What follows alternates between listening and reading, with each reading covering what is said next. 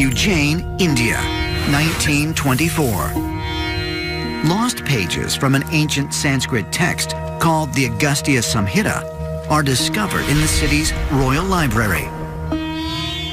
While the exact age of this text is not known, some Hindu scholars believe it could date back more than 4,000 years. In it are the collected works of Sage Augustia, a disciple of Shiva, and the first in a line of Hindu saints known as Siddhas. Siddha means a perfected one or an accomplished one. These are people who have powers like shrinking to a small size, growing very large, flying through the air. Shiva is generally regarded as being the ultimate Siddha, the first and primordial Siddha. According to Hindu texts, the ancient Siddhas wielded highly advanced technology. The Siddhas are masters of creation. The Siddha Bogar has been credited with many wondrous technologies that he is thought to have created long before the advent of modern industry. He is credited with building a steamship, a telescope, a parachute, a locomotive, and also various devices to fly through the sky.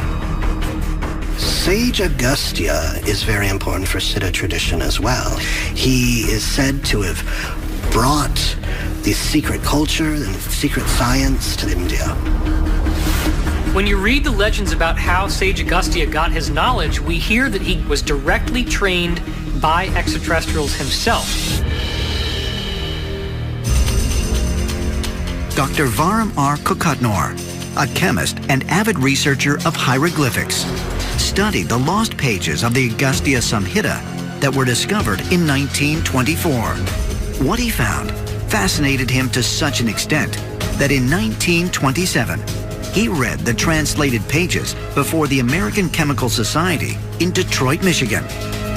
The chemists were astonished and reached the same conclusion as Dr. Kokatnor had, that this ancient manuscript provides accurate instructions for how to make a dry electric battery. The battery doesn't show up in our conventional technology until the 19th century. What the heck is it doing in the Agastya Samhita, the sacred text that was Agastya's personal writings? If Agastya knew how to build a battery, then how can we rule out all of the other marvelous technology that is described in the same document?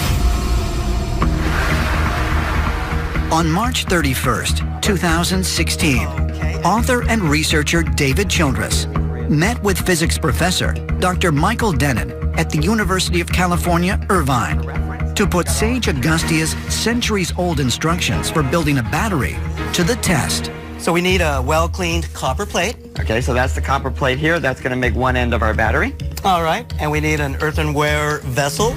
We've actually chosen to substitute that with a plastic petri dish. All that vessel is an insulator to hold our battery. These are transparent, so we can look inside while we do our test.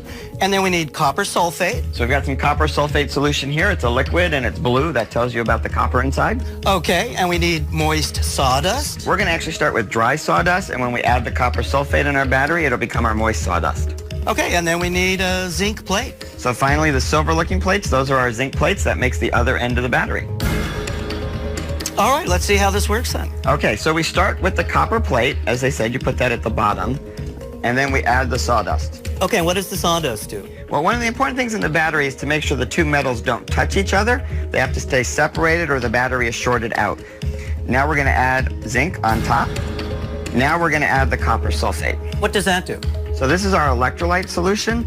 It's a key element to the battery. It's going to cause the chemical reaction that'll take electrons from one of the metals and allow them to flow to the other metal, and that'll give us our current and our battery.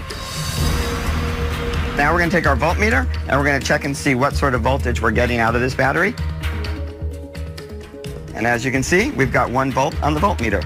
So our battery is actually working and running. Wow, and this really validates this ancient text. So what can you do with 1 volt?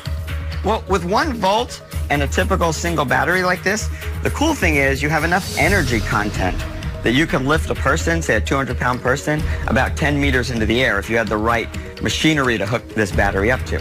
Wow. A battery with enough power to lift a person off the ground? Could the technology described by Sage Augustia be connected to the floating thrones that were allegedly witnessed in the chamber beneath Kailasha Temple? Is this further evidence of an advanced society that arose thousands of years ago, during a time when extraterrestrials coexisted with mankind? But if so, what happened to Shiva and the devices he brought to Earth? Ancient astronaut theorists suggest the answers may lie hidden high on a Himalayan mountain peak that is forbidden to climbers.